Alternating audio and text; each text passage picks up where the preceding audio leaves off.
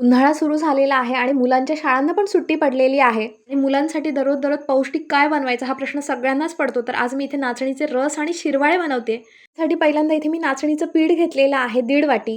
जे पीठ आहे नेहमी भाकरीसाठी वापरतो ना तेच पीठ आहे.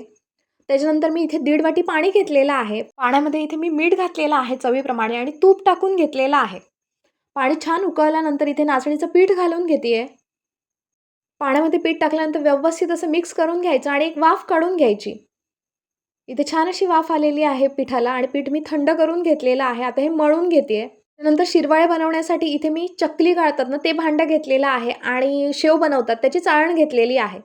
चकल्याच्या भांड्याला छान असं पाणी लावून घेतलंय आणि एक गोळा नाचणीच्या पिठाचा घेऊन आतमध्ये घालून अशा पद्धतीने शिरवाळे गाळून घेते.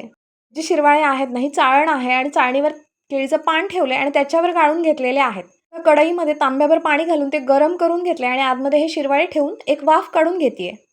इथे छान अशी वाफ आलेली आहे आणि माझे शिरवाळे बनवून तयार झालेले आहेत. आता रस बनवायला घेते. तर एका मिक्सरच्या भांड्यामध्ये खोबरं घेतलेलं आहे आणि खोबरं बारीक असं वाटून घेणार आहे.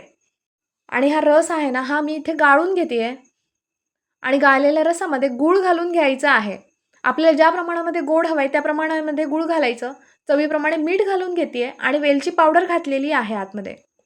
छान असा रस मिक्स करून घ्यायचा आहे. गूळ पूर्ण वितळलं पाहिजे रसातलं.